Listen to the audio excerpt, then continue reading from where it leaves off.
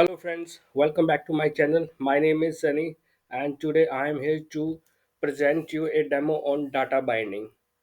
So I have a request, if you have not subscribed my channel then please do it and share it as much as. देखिए, आज मैं बात करने जा रहा हूँ डाटा बाइंडिंग के ऊपर। तो एंगुलर में डाटा बाइंडिंग क्या होता है, देखिए समझते हैं। सबसे पहले डाटा बाइंडिंग एक मैकेनिज्म होता है एंगुलर के अंदर, जिसकी हेल्प से हम अपना जो कंपोनेंट के अंदर जो HTML फाइल होती है उसको TS फाइल के साथ बाइंड करते हैं। इसका मतलब ये होता है कि हम TS फाइल में कुछ भी डिक्लेयर कर रहे हैं तो उसको हम टेम्पलेट फाइल में यूज़ कैसे करना है, ये हम डाटा बाइंडिंग की हेल्प से यूज़ कर सकते हैं। तो एंगुलर में चार तरह की डाटा बाइंडिंग होती है। पहली होती है इंटरपोलेशन, इसको हम बोलते हैं वन वे। ठीक है। तो देखिए, इंटरपोलेशन मैंने आपको लास्ट एग्जांपल में दिखाया भी था। तो इंटरपोलेशन क्या होता है, मान लीजिए लाइन नंबर 10 टाइटल नाम का वेरिएबल मैंने TS फाइल में डिक्लेयर किया और इसको मैं अपनी HTML फाइल में डबल ब्रेसेस के अंदर यूज कर सकता हूँ। तो this is called as interpolation. इसको हम वन वे डाटा बाइंडिंग भी कहते हैं। सेकंड, जो दूसरी तरह की डाटा बाइंडिंग होती है that is a property binding.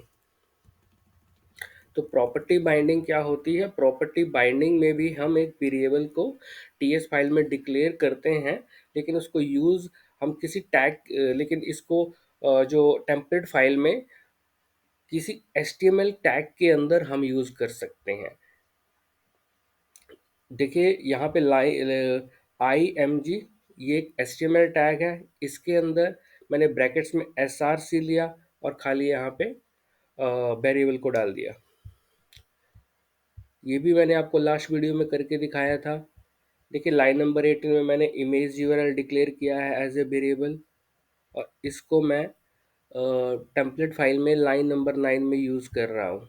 IMG SRC is equal to I image URL and this will be visible in my screen like this. So this is example of property binding.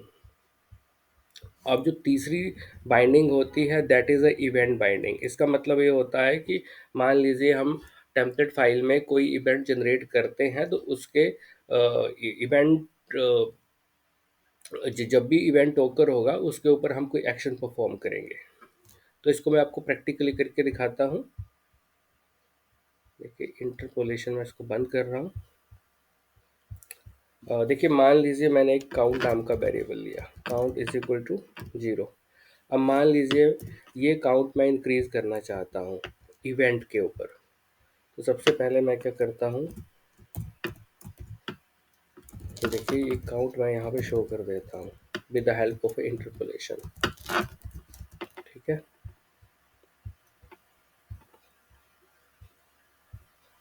ये देखिए count 0। अब मान लीजिए मैं एक specific event generate करके count का value increase करना चाहता हूँ। तो मैं कैसे करूँगा, मुझे क्या करना होगा, एक इवेंट लेट से P टैग ले लेता हूँ मैं फिर से, ताकि लाइन ब्रेक ऑटोमेटिकली हो जाए। इवेंट जनरेट, एक बटन ले लिया, इंक्रीमेंट। ठीक है। अब इसके क्लिक पर इंक्रीमेंट,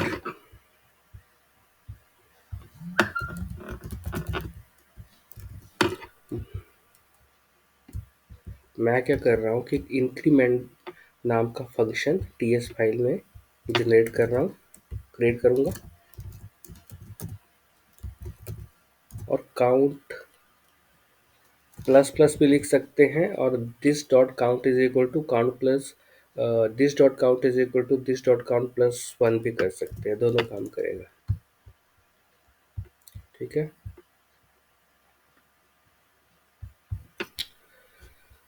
मैं इंक्रीमेंट पे जैसे ही क्लिक करता हूँ, देखिए 1 2 3 4 बाई 1 इंक्रीज हो रहा है। ठीक है। मैं एक और एग्जांपल लेता हूँ। मान लीजिए एक इनपुट मैं एक इनपुट लेता हूँ और इनपुट का जो इनपुट के ऊपर मैं जो भी अपना टेक्स्ट डालूँगा वो मुझे टीएस फाइल में गेट करना है। तो मैंने क्या किया कि इनपुट लिया,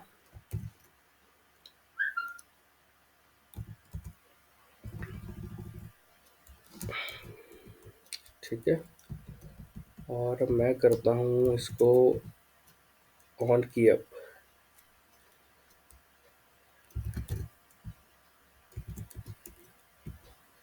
इज इक्वल टू एक इवेंट जनरेट करूँगा मैं।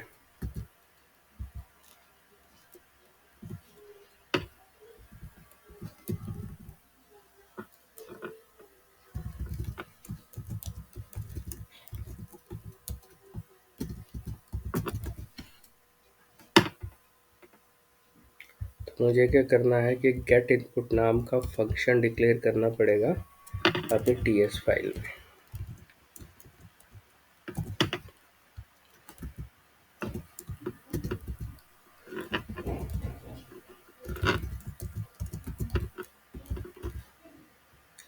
इसके लिए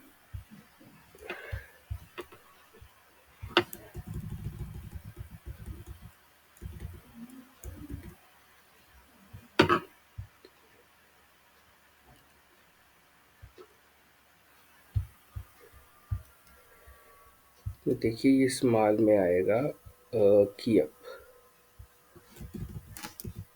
की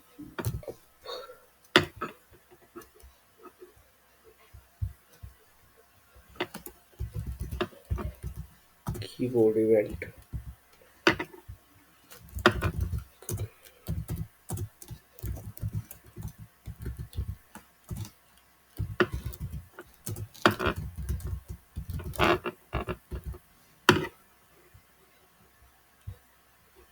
इसका सिंटैक्स हम यहाँ से ले सकते हैं, इवेंट टारगेट एज HTML।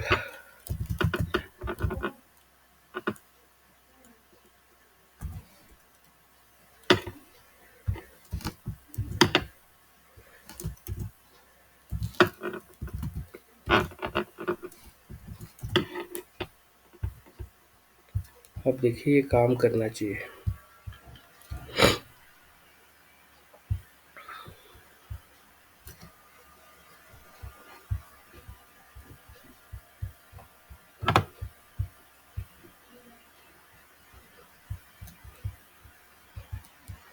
मैं यहाँ पे टाइप करूँगा सन्नी।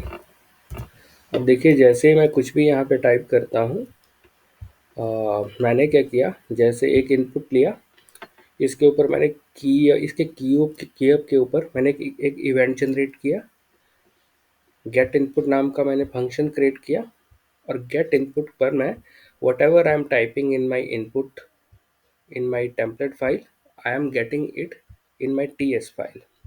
ये एक देखिए सिंटैक्स होता है। अगर मान लीजिए मुझे कोई स्पेसिफिक HTML जो भी मैं इनपुट पर जनरेट करके अगर मुझे गेट करना है TS फाइल पे, तो इसके लिए एक सिंटैक्स होता है event target as HTML input element. So this is how it is done in TypeScript. So देखिए this is a one of example of our event binding. अब देखिए जो 4 टाइप की बाइंडिंग होती है that is a two way binding. Two way binding का मतलब है कि whatever we are changing in TS file that must effect in my template, and if I'm changing anything in the template, same should happen on my TS file। इसे हम कहते हैं to way binding. तो देखिए मैं to way binding भी आपको example के साथ करके दिखाऊंगा। देखिए इस एग्जांपल में क्या किया है कि नेम नाम का एक वेरिएबल लिया, और HTML फाइल के अंदर ng model is equal to name इसने पास कर दिया। ठीक है, तो इससे क्या होगा कि what ever the user will change in template file, it will also effect in my TS file. और इसके लिए मुझे चाहिए होता है फॉर्म्स मॉड्यूल, तो वो मुझे इंपोर्ट करना पड़ेगा। जो पहले का जो एंगुलर के जो वर्जन थे उसमें हमें मॉड्यूल क्रिएट करना पड़ता था, बट हम जो एंगुलर 19 है इसमें स्टैंड अलोन कंपोनेंट का फीचर है, तो मुझे मैं बिना मॉड्यूल के ही इसे आपको करके दिखाऊंगा। तो मुझे करना क्या होगा, चलिए मैं ये एक मैंने ले लिया यहाँ पे वेरिएबल। देखिए इन्होंने नेम लिया है, मैं कुछ ऐसे डिफरेंट ले लेता हूँ।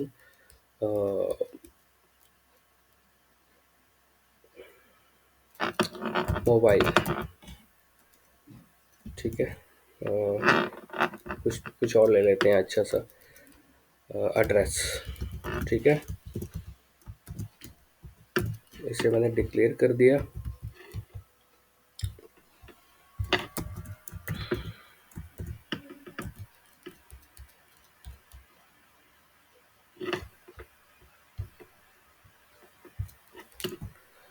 और टू बाइंडिंग, तो मैं एज इट इसे कॉपी पेस्ट करूँगा।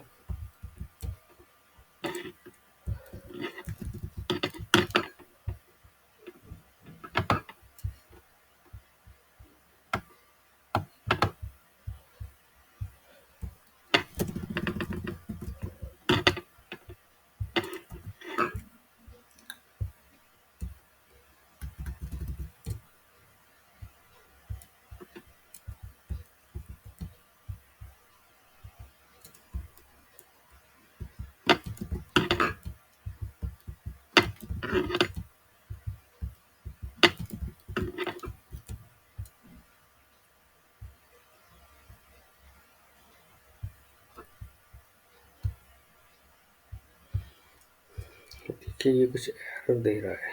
Line number 14, unexpected closing of P tag. शायद हमारा पी टैग कहीं बंद नहीं हुआ। देखिए पी टैग यहाँ तो बंद है, यहाँ भी बंद है, यहाँ भी बंद है, और यहाँ भी बंद ही है। इसे मैं फिर एरर क्यों दे रहा है ये? चलिए मैं इसे हटा के देखता हूँ।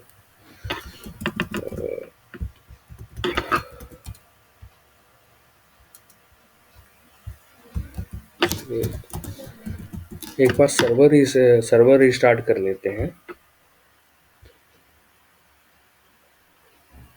अ,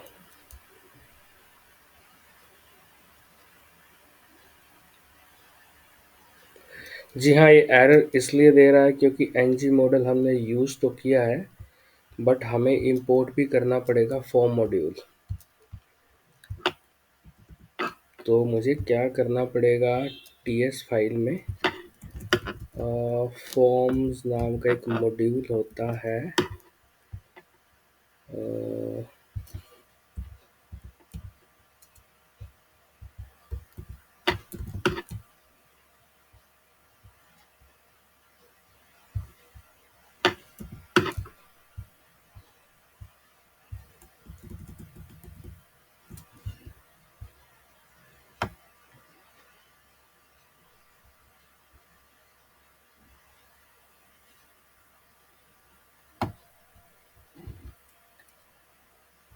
देखिए ये आ क्यों नहीं रहा है, लेकिन इसके इंटेलिजेंस शो कर नहीं रहा है इसका। चलिए मैं डायरेक्ट करके देखता हूँ। जी हाँ, ये हो गया। अब देखिए एरर भी चला गया।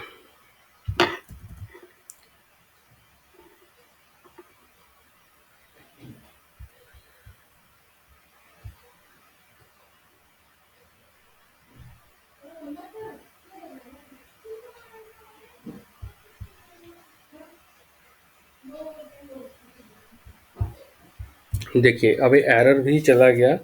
और अब करेंगे क्या कि मान लीजिए मैं कुछ भी यहाँ पे डालूँगा। ये देखिए मैंने जैसे ही इनपुट में कुछ भी चेंज किया, ऑटोमेटिकली मेरी टीएस फाइल में भी अपडेट हो गया, और with the help of A interpolation property हम इसे यहाँ पे शो कर रहे हैं। मान लीजिए मैं, ठीक है। और मान लीजिए अगर मैं डायरेक्ट एड्रेस यहाँ पे लेट से मैंने किया दिल्ली। देखिए जैसे ही मैं पेज रिफ्रेश करूँगा, देखिए ऑटोमेटिकली दिल्ली यहाँ पे शो हो गया। सो बेसिकली इसका यूज़ होता है जब हम कोई फॉर्म एंगुलर में रिएक्टिव फॉर्म, जब मैं आपको उस पर ट्यूटोरियल बताऊंगा तो आपको अच्छे से समझ आएगा।